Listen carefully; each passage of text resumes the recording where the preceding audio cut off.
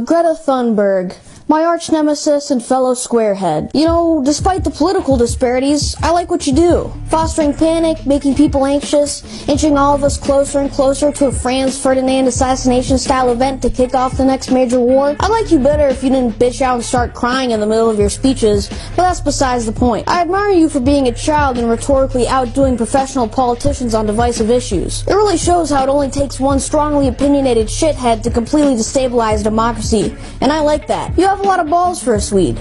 Don't get me wrong though, you still are a shithead, and the politics you promote are premium unleaded autism. For example, one thing Thunberg harps on about is countries like China and India signing the Paris Agreement, which I personally find hilarious. The Chinese have golden statues of Chairman Mao. His face is still on their money.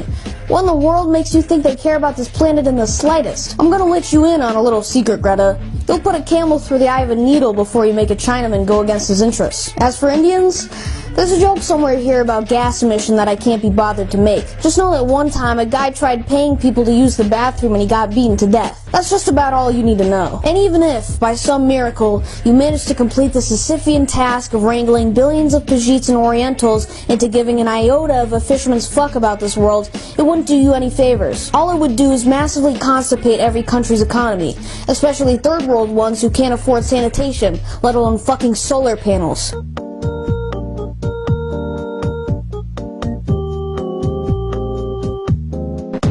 On top of that, the $75 billion getting funneled into this issue won't put a dent in it anyway.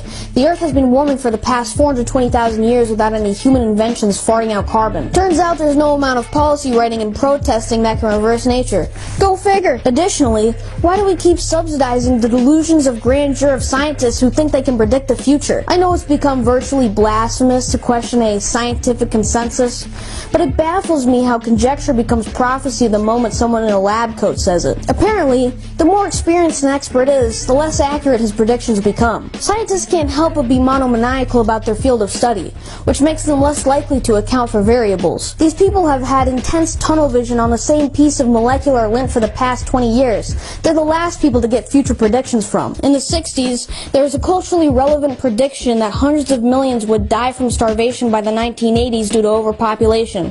And guess what? Didn't fucking happen. People have been proclaiming our demise is just 10 years away for the past 100. You might as well be reading schizo posts on X. On the other hand, this whole talk of incoming climate catastrophe is a mighty convenient cover-up for the oil peak situation coming our way, as demonstrated by the graph.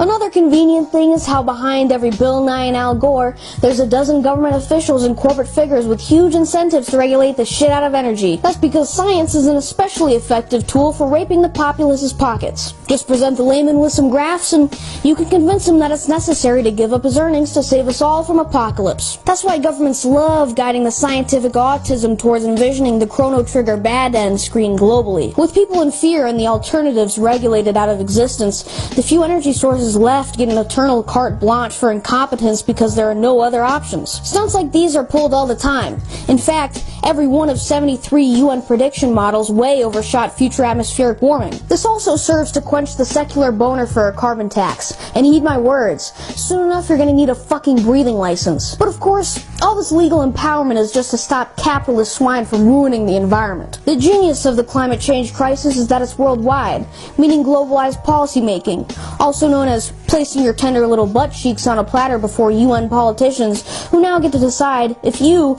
a resident of Alabama, are allowed to use straws. One thing I find particularly interesting is that models that predict less extreme climate change get completely swept under the rug, which bodes very well with Greta's message. Adults keep saying, we owe it to the young people to give them hope. But I don't want your hope. I don't want you to be hopeful. I want you to panic. I want you to feel the fear I feel every day. And then I want you to act. Were that about an actual issue, I'd get the message. There's no diversionary tactic more insidious than the Western illusion of safety. If I had the opportunity to speak to a room full of paid-off Power Rangers putties, I'd probably say something along those lines. But the underlying narrative here is just making a buck off of the doomer message, which I don't support. There's no upside to doom parroting when the issue you're tackling is ozone galactus swallowing the Earth whole. What pisses me off even more is that people like Thunberg and Cortez get framed as radicals just because the solutions they propose are episodes of Bugs Bunny. Being a moron moron doesn't make you radical, especially when the people who back you up are worth millions. If climate change was as threatening as it's made out to be, the last thing you should do is reaffirm the politicians who are standing in the way of fixing it by getting all weepy and begging on your knees for policy changes. School strikes are for the fucking birds. If you really want some change, get yourself an assault rifle and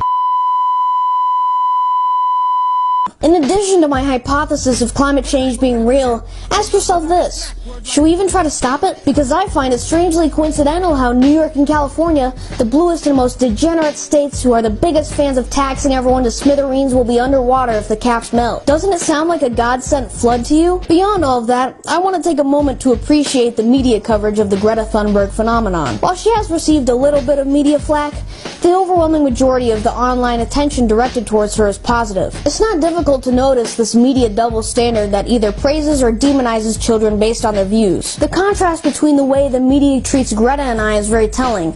Not once has any major publication gotten away with calling Greta brainwashed, puppeteered, or just trying to rebel. Is it because of that 2-year difference? Or is it because her views fall safely in that bubble of insanity that is socially acceptable? Greta, if you're watching, we're not that different, you and I. I wish for politicians to feel fear as well, just not for the same reasons. Getting thousands of kids from all over the world to skip school every Friday to go against the government sounds great to me, if only your brand of it didn't entail financially fucking yourself over. Some people like to get on her case for that, saying that she's just looking for an excuse to get out of class, but even if she was, I entirely endorse it. The last place I want kids to be is in the public institution that they are forced to attend by law. More than endorse it, I outright advocate for finding every excuse possible to get out of school. If you're black, claim that laws surrounding school attendance are a form of modern-day slavery. If you're a girl, say that forcing women into STEM is holding them to a patriarchal standard. In fact, I even encourage all the kids who plan to walk out to get me expelled from school.